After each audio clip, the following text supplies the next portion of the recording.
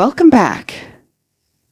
As we catch up with a man who has been entertaining audiences for almost 60 years, with his timeless rock and roll hits that have sold more copies than anyone can keep track of, we have a little gift for you right now. Cliff Richard was one of the most popular entertainers in Britain for many years. Charm and talent fueled the career of this clean-cut pop artist, who dominated charts and outlasted trends. But then he disappeared from the public eye, as if overnight. What transpired was kept a mystery to the fans. Most people are unaware of how horrible the truth about his abduction is. The untold tale of Cliff Richard's descent into obscurity, from media betrayal to years of public distrust. Did it happen because of a fall from grace or anything else? Come along as we investigate the true cause of Cliff Richard's disappearance from the public eye. From good fortune to a household name. Cliff Richard was a bashful youngster named Harry Webb before he rose to fame as a British music icon. Born in India in the midst of the chaos and heat of night, his early years were spent in the busy city of Lucknow, away from the limelight rather than in London or Liverpool like many of his contemporaries. Young Harry spent his days in a humble house close to Hazrat Ganji, surrounded by music, storytelling, and the far-off rhythms of Indian trains. While bombs fell all over Europe, nobody could have predicted how British rock and roll would be redefined by this quiet youngster with a used guitar. Harry was not a very gregarious schoolboy. He remained to himself most of the time and liked to read.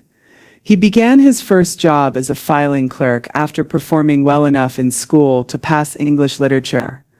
However, he quickly became interested in music, particularly skiffle, a popular jazz, folk, and blues blend among young people in Britain. His life changed when his father gave him a guitar for his 16th birthday. Shortly after, he founded the Quintones, his first singing ensemble. By 1958, Harry was a member of the Drifters, a rock and roll group. To sound more edgy, he changed his stage name to Cliff Richard at his producer's recommendation.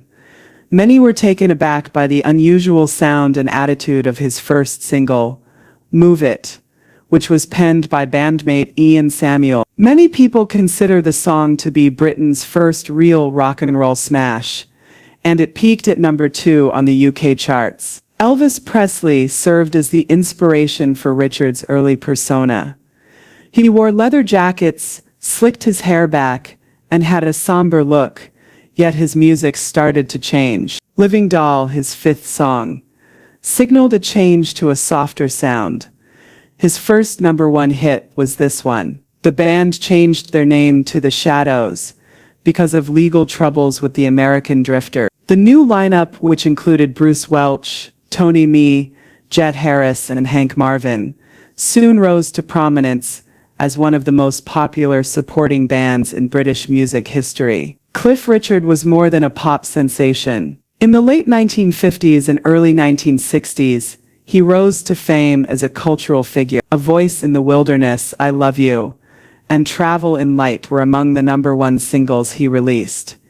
In addition, he began acting, making his screen debut in the 1959 movie Serious Charge, and going on to perform in musicals such as Summer Holiday and The Young One. Richard became a household name as a result of these huge hits. He even outperformed James Bond as the #1 box office attraction in the UK in 1962 and 1963. Despite being a phenomenon in the UK, Richard's popularity in the US was not entirely sustained. He made several attempts to enter the American market, including appearances on The Ed Sullivan Show, but was unsuccessful. Although he had some success with songs like It's All in the Game and Constantly, he was never a big star, or on the other side of the Atlantic. In order to become a standalone act, The Shadow began recording their own songs behind the scenes. Richard, on the other hand, changed up his tone. He experimented with country music, recorded ballads, and even collaborated with producers in Nashville. His ability to adjust to shifting musical trends was demonstrated by songs like The Minute You're Gone. Despite the band's membership changes over the years, They remained devoted partners, and their music was included on many of Richard's greatest songs. Richard had solidified his position in British pop by the middle of the 1960s. He was more than a teenage idol. He had a growing catalog of successes and was a reliable performer. Even as musical preferences drastically changed, he was able to remain relevant. He remained in the public eye well after his formative years, thanks to his steady productivity and capacity for self-reinvention. But how would Cliff Richard establish a home that was genuinely his own through transformation and conviction as the swinging 1960s raged on and the music scene became louder and bolder? Cliff Richard's versatility let him stand out in a decade when British music was exploding with innovative sounds. Cliff was going through a more personal metamorphosis that would challenge his identity as a performer and alter his legacy, while the Beatles were redefining the rules of fame. His story of perseverance, rebirth, and everlasting faith is told through his journey through changing musical tides, spiritual awakening, and international fame. The music industry was rapidly evolving by the middle of the 90s. Cliff had previously been regarded as Britain's Elvis, but the Beatles' entrance and the emergence of Merseybeat shifted the focus elsewhere. He continued to be a consistent presence, even if he was no longer topping the charts with every release. Although he scored a few US hits, such as It's All in the Game, and his singles continued to create ripples in the UK, America never really welcomed him as a member of the British invasion. Something more profound was happening behind the scenes. Cliff's decision to become a Christian in 1964 had a profound impact on all facets of his life. He had been brought up Anglican, but until then he had not taken his faith seriously. His conversion was so profound that at first he thought about quitting the music business entirely. He considered becoming a teacher, since he felt that his stage character and his spiritual beliefs couldn't be reconciled. He was encouraged to stay by friends. They thought his platform might be used for more, and Cliff paid attention. Rather than resigning, he changed his career path, participating in evangelistic activities, recording gospel-influenced songs, and performing with Christian organizations. He didn't, however, give up on his pop roots either. He managed to strike a balance between his celebrity and his faith, becoming one of the few people who could stand on a platform based on his faith one day and sing about love and grief the next. His remarkable run of 23 consecutive top 10 UK successes came to an end in 19. Cliff, however, continued to move forward. The Day I Met Marie became a hit in Australia and peaked at number 10 in the UK in 9. The change in his real life was reflected in the movie he starred in that same year, To a Penny, which was about drugs, doubt, and spiritual rebirth. Cliff was congratulated as he walked the Eurovision stage in 9. The song became a huge smash in Europe and Australia, and it also became another UK chart leader, despite the fact that he famously lost by a single point while hiding in a lavatory, as the results were announced. The disappointment was short-lived. Cliff continued to be in great demand on stage and cinema. Cliff continued to undertake work after the Shadows broke up in 19. He presented the well-liked variety show It's Cliff Richard from 1970 to 1976, which included regulars including Olivia Newton-John. He proceeded to tour around Europe while recording live records in Japan. In 1973, he made a comeback to Eurovision, placing third with Power to All Our Friends. This time, however, he took too much Valium for anxiety and almost missed the performance. Not all of his projects went as planned, despite his polished appearance. Cliff unintentionally released the song Honky Tonk Angel in I had no idea it was slang for a sex worker. Even after a video was produced, he removed the track out of mortification. Approximately 1,000 vinyl copies were spared from destruction. Was Cliff finally prepared to take a risk after years of being cautious? Cliff Richard's audacious return. In 1976, Cliff Richard underwent a sea change following years of diminishing radio play and shifting musical preferences. He took a chance by redefining himself as a rock musician, rather than succumbing to the downturn. The outcome astounded both fans and critics with a daring new sound, a novel look, and a career comeback. The catalyst was his record, I'm Nearly Famous. It included the poignant song, Miss Unites, and the gritty hit Devil Woman, which became his first real hit in the United States. Cliff did not, however, give up his spiritual side. He kept putting out modern Christian albums, such as Small Corners, which included the uplifting tune Yes He Lives. At the BBC's A Jubilee of Music, he also sang Hey Mr. Dreammaker live, as part of the Queen's Silver Jubilee celebrations. Cliff then hit the pop jackpot once more in 1979,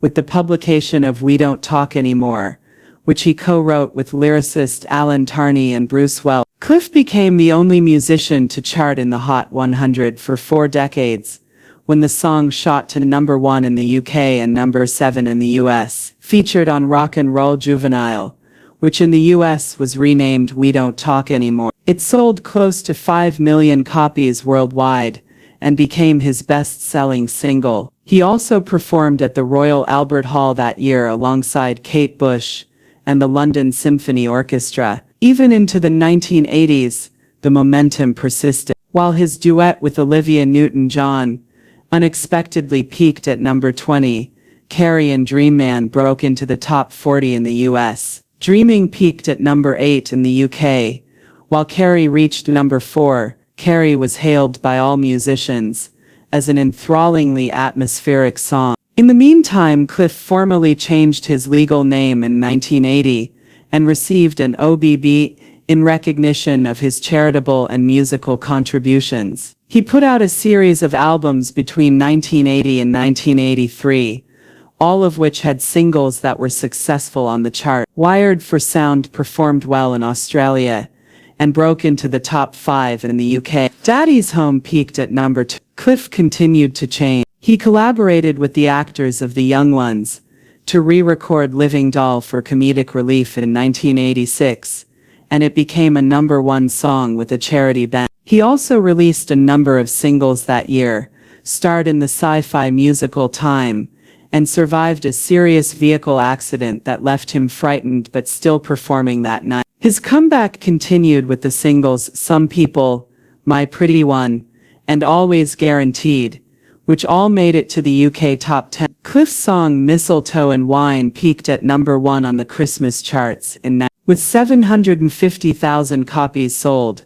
It was his 99th UK single and the year's top-selling song. Private Collection, his collection CD, achieved quadruple platinum status. His 100th hit, The Best of Me, peaked at #2 in 1989. 3 additional top 20 songs came from his album Stronger. Cliff, in front of a crowd of 44,000 at Wembley Stadium, was awarded the Brit Award for Outstanding Contribution that year. In 1990, he helped raise $10.5 million for charity by performing with rock superstars at Knebworth Park. He added the Christmas #1 Savior's Day to his collection, and then came the live CD From a Distance. In order to solidify his reputation, Cliff published Together with Cliff Richard in 1990. The album then debuted at #1. As an indication of his artistic drive and financial success, he kept charting and working on stage musicals. But how would he reward his loyal supporters when he accomplished a significant milestone in his career? The heyday of Cliff Richard. Cliff Richard celebrated his 50 years in music with a big party in addition to his new single Thank You for a Lifetime, which peaked at #3 in the UK charts. He released an 8-CD box set titled And They Said It Wouldn't Last. Fans received even more significant news later that year. Cliff was getting back together with the Shadows. The iconic band made a comeback to the stage at the Royal Variety performance after a few decades away. They started a UK Golden Anniversary tour in 2009, and in 2010 they went on a European tour. Reunited, their first studio album as a group in 40 years, was released in the same year. It included 3 previously unreleased songs from their early years as well as 25 re-recordings of their timeless hits. In the UK, the album peaked at number 4 after debuting at number 6. Both devoted followers and a new generation of music lovers enjoyed the band's comeback. Cliff also went to Nashville in 2009 to record an album with a jazz influence. 14 tracks were created during the brief one-week session, demonstrating his ongoing drive to experiment with different sounds. Cliff sang "Congratulations" for the celebration of Queen Margaret II of Denmark's 70th birthday in April 20. He gave 6 performances at the Royal Albert Hall later that year to celebrate his own. He put out an album of swing songs called Bold as Brass to accompany the performances. After that, there was a party with famous people including Daniel O'Donnell and Cilla Black. He performed "We Don't Talk Anymore" in front of 20,000 fans at Antwerp's Night of the Proms in October 2010 after rehearsing in Belgium. He played 18 gigs in front of over 300,000 people throughout the Complete Proms tour that winter, which traveled through 12 German towns. On the UK Music DVD chart, his Bold as Brass DVD peaked at number 1 for the 3rd time in 3 years. Cliff advocated for performers' rights outside of the music industry. He was in favor of increasing the duration of copyright rights from 50 to 9. Despite his initial failure, he later assisted in the passage of legislation that protected recordings made after 1963 and extended UK music copyright to 70 years. His 100th CD, The Fabulous Rock and Roll Songbook, was published in. It featured vintage rock covers that honored the beginnings of his career. His discography at that time consisted of 7 movie soundtracks, 11 live albums, 47 studio albums, and 35 compilations. In June 2014, Cliff was scheduled to open for Morrissey at the Barclays Center in Brooklyn. Cliff demonstrated his dedication to his audience by promptly planning a free show for fans in New York after Morrissey had to cancel due to sickness. Cliff's 75th birthday was marked in 2015 with a nationwide tour that included 6 performances at his most popular venue, the Royal Albert Hall. The shows were hailed as passionate and full of energy by The Guardian. His first new album in 14 years, Rise Up, was released 3 years later. The UK vinyl singles chart was topped by its title track. He and Bonnie Tyler performed a duet on Taking Control in 2020. He demonstrated that he had no intention of slowing down in 2020 by releasing the song, The Air That I Breathe. As evidence that Cliff's voice and energy endure after 7 decades, he delighted Wimbledon spectators in 2022 by singing Summer Holiday as part of the tournament's centenary commemoration. Behind the scenes, Cliff still had difficulties despite new songs and unexpected performances. What were some of the difficulties he encountered after all of his success? Strive for equitable airplay. Cliff Richard has long expressed his dissatisfaction with the lack of backing he receives from big radio stations and the larger music industry, despite decades of success. He publicly criticized the system that prioritizes up-and-coming performers while marginalizing seasoned performers like himself during an interview on the Alan Titchmarsh Show. Richard maintained that established performers also depend on radio exposure to remain relevant, even while airplay is crucial for the development of newer artists' careers. He pointed out that radio was more inclusive in the 1980s, frequently playing his songs and supporting his chart position. However, airplay has drastically decreased in more recent decades, particularly for older artists. Look Again. Cliff, in the BBC Radio 2 documentary, he drew attention to the fact that despite their influence, he and the Shadows are frequently left out in retrospectives on British music history. Airplay isn't the only reason for this lack of attention. Chris Evans, a radio DJ, declared in 1998 that Cliff Richard was too elderly to perform his songs ever again. When DJ Tony Blackburn played Richard's tracks against management's orders in 2004, he was suspended from Classic Gold Digital. Richard, according to the station,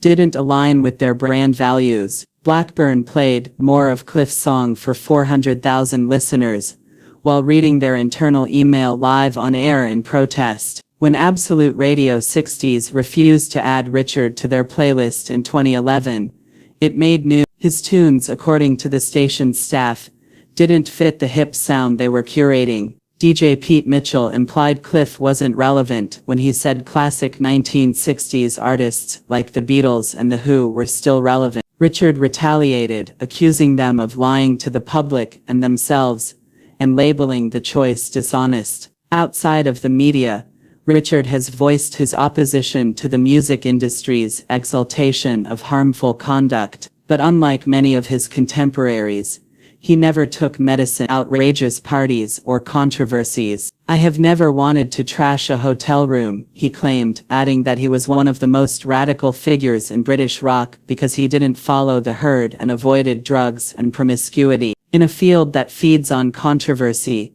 his decision to live a clean lifestyle has frequently made him the odd man out. Richard criticized the pressure on young artists to continue being provocative or edgy, and using Miley Cyrus's Wrecking Ball video as an example, he voiced his concerns about the industry's promotion of sexually graphic material. He has previously expressed disapproval of Alice Cooper's shock rock shows, and called Oasis's public conduct self-destructive. Both praise and criticism have resulted from this divergence between Richard and accepted professional standards. Journalist Sam Meath wrote in a 2011 Guardian piece that newer generations have found Richard mysterious due to his pious lifestyle and strong Christian belief. John Robb, another Guardian writer, contended that Richard was a true countercultural figure because of his defiance of authority and his revolt against rebellion. Mistletoe and Wine and the Millennium Prayer,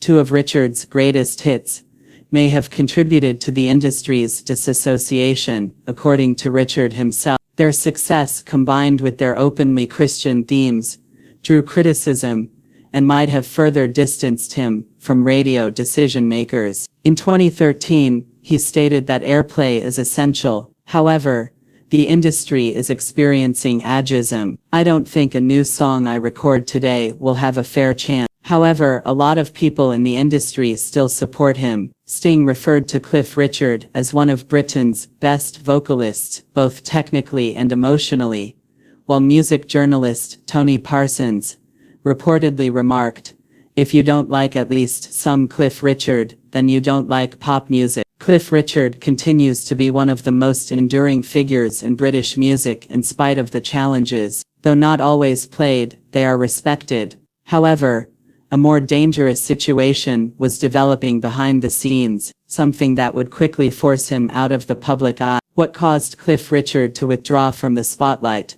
Surviving the limelight. His private life, which was characterized by silent loss and then public scrutiny that almost shattered his tranquility, lay behind the public persona. His passion for Olivia Newton-John was one of the most agonizing aspects of his personal existence. She was the only woman he had ever really loved, he acknowledged. However, she wed another person, his own bandmate. Cliff didn't get married or have kids. Olivia passed away in front of him years later, leaving him with a wound that persisted throughout his life. In a professional manner, Cliff continued, he remained relevant across decades. In contrast to many of his contemporaries, he continued to be successful, with hits like Mistletoe and Wine in 1988 and Devil Woman in 1990. He was a distinctive personality in British pop because of his ability to switch between musical genres, while upholding his morals. Then everything changed, and BBC cameras recorded the police raid on his residence in real time. Cliff had not been charged with a crime, but the broadcaster had negotiated with the police to record the search. The pictures were aired globally, and he was not notified beforehand. The effect was instantaneous. Cliff claimed that his house no longer felt secure and that he felt invaded. He had shingles, lost weight, and had trouble sleeping. The legal process took over 2 years, and there was a significant emotional toll. The charge against him ultimately fell apart. The timetable didn't make sense, and the claims weren't credible. At the same time, his reputation was already damaged. Cliff later stated that the stigma of a false charge can linger in the public consciousness even after someone is shown to be innocent. He challenged the treatment he had received in court. He prevailed in his lawsuit against the BBC, and a judge declared that there had been a substantial invasion of his privacy. The broadcaster apologized publicly, and Cliff received compensation. The personal harm was not reversed. Even though the legal outcome provided some closure, he found strength in his Christian religion during the hardship. He had relied on it for years, and it had assisted him in coping with loneliness and stress during that period. Cliff Richard is still involved in music now, even though he has more control over his schedule and public appearances.